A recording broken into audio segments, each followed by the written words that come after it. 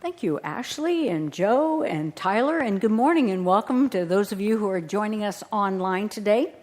This is the third Sunday of Advent, the journey that we are taking to prepare spiritually for Christmas. Our very first Sunday, we lit the candle of faith, and we looked into the Scripture to see some stories that are not maybe so familiar, that are part of the birth stories, that teach us a little bit about the journey of faith. It was the story found in the Gospel of Matthew in chapter 1, where we see this long list of genealogy. And plopped in the middle of that list are 4 women, because, of course, genealogy was through the male line. And what are these 4 women, and what are their stories, and why are they sitting in the middle of this much larger story? Because, you see, these women were women of faith. And what we learned about these women is that, well, number one, they were women, so that already gave it a kind of a difference in the flow of the text. Number 2, they were all Gentile women, which means they were outside of the Jewish community. And number 3, we found out that they had some sort of checkered past, if you will. And yet what we found is in each story that they had faith in a God and a plan and a purpose for their lives. And although sometimes we feel that events and situations and circumstances are taking us off track, are taking us down the wrong road, or sometimes we don't have to wait for circumstances, we take ourselves down the wrong road, that God is still using our story, our unique song, to be sung to the world. The second Sunday of Advent was about hope. You know, it's a word we don't use too much anymore, I don't think. But hope is a very powerful, powerful word. It says that we have faith that continues because we hope in something, right? Something is going to, we hope in a healing. We hope in this prayer will come forward. We hope in something. And so when we looked at the gospel account once again in Matthew, we learned that the people were hoping for a return of the glory of the time of David. And so in that very first chapter of Matthew, we do see that genealogy story all the way back to Abraham. The people were hoping for a sort of a greater glory of the time and the fatherhood of Abraham. And then we saw it come down through the line of David, and they were hoping that it would be a warrior king, and that term that begins to be used around that time is a Messiah, an anointed one, sort of an Abraham and a David together would be a warrior king and yet a holy person that would begin a whole new generation. And so there was hope over generation and generation. How many years? Years, hundreds and hundreds of years that people held the hope that a new light would come, a new era in their history. Well, today is the third Sunday of Advent, and it's interesting to me how on the third Sunday of Advent, we light the pink candle of love. Now remember, Advent is about getting prepared for awakening our hearts, opening ourselves up to a greater experience of the Christ presence, which is the presence of love. So why are we lighting a candle for love? Do we not know how to love? What is the point of lighting a candle to prepare for love by lighting a candle for love?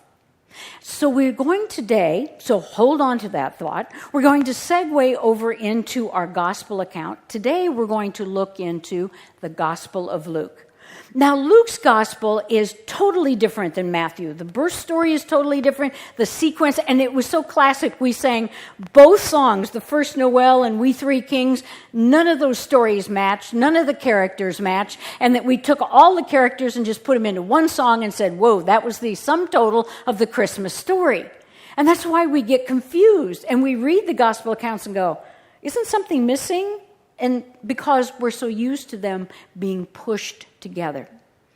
Well, in the Gospel of Matthew had a specific audience that he was writing for. And that audience was a Jewish audience. And so writing for a Jewish audience, they would want to hear and they would want to know that this Jesus that Matthew is talking about is going to be a messianic king. In other words, he's going to come through that line of Abraham and of David. That was important to a Jew, to understand and to grab onto that concept. If you're going to prove that Jesus is great, he's got to be great in the line of great people. That's not who Luke is writing to. Luke is writing out in the larger Greco-Roman world. A world that was filled with gods and goddesses, of heroes and men of great daring do, of Alexander the Great and Plato, Socrates, Caesar Augustus. The whole idea of a Jewish Messiah didn't even speak to them because they didn't even have any history with it and didn't quite understand why would it matter to me that he was Jewish and Abraham and David, because I don't even know where that history exists. So Luke says to himself, I've got to write this story differently. I've got to write it as if he too was a great man. Great men of ancient history were seen later on, weren't they? I mean, let's face it, if you're going to be great, usually you're not great when you were born. You usually kind of become great as you do something, as you grow up, as you help people, as you write the book, as you get in trouble, whatever. You become known as you grow into it. All right? Well, the ancient people believed that the only possible way for you to be great later on in life is that you had some sort of great birthday. That the day you were born, there was a portent, an angel, a star, a sign, a something that foretold, only we couldn't see it at the time, we only learned about it after the fact. When your great life had passed, people would reflect upon your great birth. And so Luke says, aha, that's the kind of story I have to write about Jesus, because my audience won't get it if I write about a Jewish Messiah. I have to write about a great Greco-Roman type of life and of history. So we see Luke's gospel is completely different. Luke's is what we call a historical biography. And so Luke's gospel, more so than any other gospels, flows very easily. He keeps the gospel moving. His is a page turner, because everybody's going someplace all the time. Mary and Joseph are going to Bethlehem. Jesus is going down to Jerusalem. The disciples are going to the Sea of Galilee. People are going. And when you read literature like that, you want to see where they're going, don't you? You keep reading and reading. That was the whole intention of Luke's gospel, is keep you reading, keep you engaged, keep you feeling the movement and the flow of the story. But he starts by introducing his characters. Like any good movie, here comes the list of people involved. He opens his story in chapter 1 with John the Baptist. Who? John the Baptist. And he says to you, hang on, I'll tell you his story later, because we don't see John the Baptist again until chapter 3, but he's just setting the stage. You know how in a classic movie, and then you hear that music, dun, dun, dun, dun, dun, oh, this is going to be somebody important. This is going to be somebody of note, but I'm not going to see him now for another 15, 20 minutes in the movie. And that's exactly what Luke does. He says, I got to tell you this story about the birth of John the Baptist. Segue. His parents were Elizabeth and Zechariah. He tells us some very, very important things about Elizabeth and Zechariah. Number one, he tells us that they were an older couple. Number two, he tells us that they were a very devout couple. And number three, he tells us that they were childless. Now, any Jew who would have been in the audience immediately knew, aha, the elderly, childless couple story. Abraham and Sarah, who later had Isaac, and Hannah and Elkanah, who later had Samuel the prophet. Oh, I see. It harkens us back to an old story and merges our two stories together. But there's an interesting thing about this couple, is that they have prayed and prayed and prayed and prayed for a son. And it tells us that Zechariah was a priest, Elizabeth was a devout woman, and one day Zechariah went to the temple to do his yearly, it was his time to be in the temple and to pray. And while he was there, deep in the Holy of Holies, something very strange happened. This angel came. And not only did the angel come, I like when Gabriel comes. It's "Hi, I'm Gabriel," and it's like, uh-oh, something's going to happen here. I've seen your name before. And sure enough, Gabriel says, "I am Gabriel. I sit at the throne of God, and your wife Elizabeth is going to have a child." And Zechariah goes, "I didn't get enough sleep last night. My wife is not going to have it." And he starts into a little litany. "Oh, she's too old. We're too old. We're well past that. That can't happen." That on and on he goes. And the angel just looked at him and said, "Yes, it will." And he strikes him dumb. He cannot speak. He can hear, but he can't speak. And he comes out of the temple. Can you imagine? People are waiting for the priest to come out. See, he's behind curtains, so nobody saw what happened. He comes out. Now, a minute ago, he went in to burn incense and to pray. Now he comes out.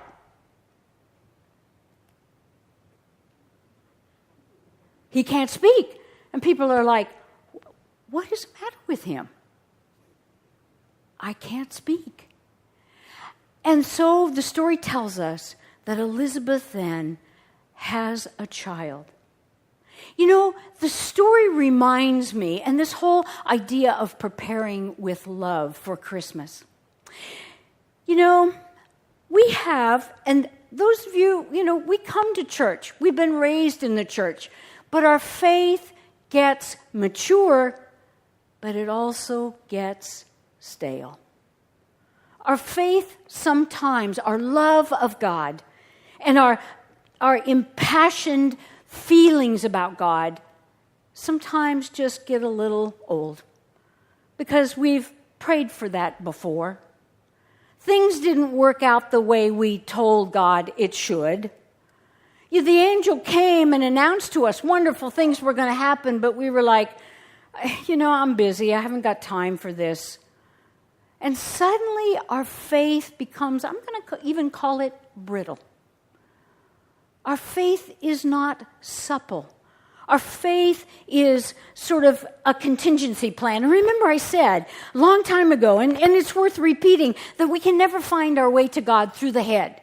You see, Zechariah had all the reasons why God could not answer his long time prayer. He knew all there was to know about God. He was a priest. He read the scriptures. He read Torah. He gave thanks. He gave praise. He did all the stuff. He did all the right things. And he did it with a devout heart. That's the key here. He did it with a devout heart.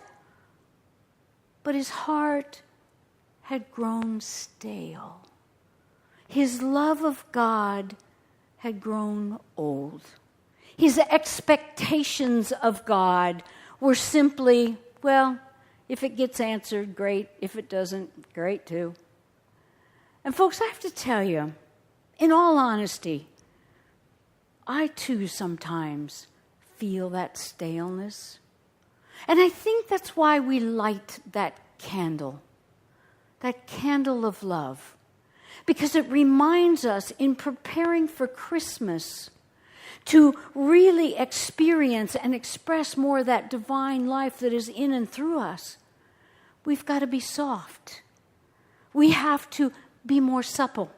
We have to be more willing to forgive, to let go, to move forward through the issues. Remember, we talked about how we carry the ghost of so many Christmases past, so many prayers past, that we just can't ever really believe at a core level that God is truly acting on our behalf. That is, Jeremiah the prophet would say, God knows I have plans for you, plans for your good. They are hopeful plans. They are plans for your life to be better. God does not punish you. God does not make things bad just so you'll trip and fall. But you see, we trip and fall because we get a hardness of heart. Now, Elizabeth, on the other hand, his wife, mature, devout, but she's a woman. She hears the angel's call. She has held hope and faith and trust year in and year out. She's endured the shame of other families and women's. You don't have any children. God must not favor you. How painful that would have been to her in her time. And yet she hung on to the hope. She understood that in some way God's purpose would work its way out. She didn't understand how, and she didn't understand when or why, and she didn't need to know. Zechariah wants to know, how many times have you put a prayer request on the tree, and even as you walked it up here, you said to yourself, wonder how this is going to work out. Wonder when that's going to happen. I wonder, maybe I should go and do something. When all along you're being asked to do one thing, soften that heart.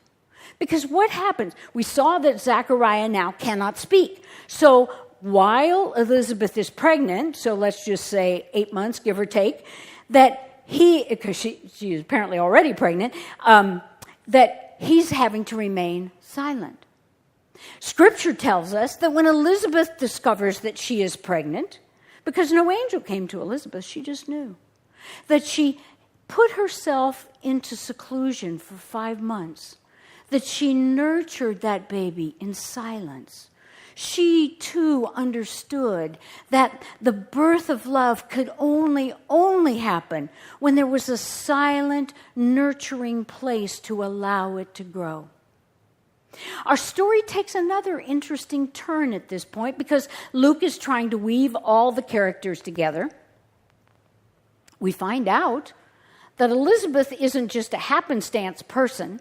Rather, she is the cousin of Mary, the mother of Jesus. Interesting story to me is that when Mary also received the message of the angel, Gabriel comes to visit her too, she kind of wonders how it's going to be, but she instantly turns that around and says, yes. The difference between Zechariah, who wanted to think all the way through it and kind of figure out all the details, and a Mary who simply says, yes, let it be done to me according to your word. But what does Mary do? Mary goes to see Elizabeth. Elizabeth lives in the hill country.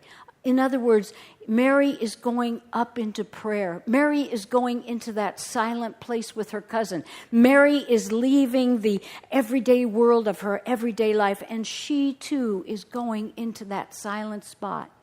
So that this love that they're beginning to experience, this love that they're beginning to feel grow and move and begin to live an intentional life, they're beginning to say, we need to listen.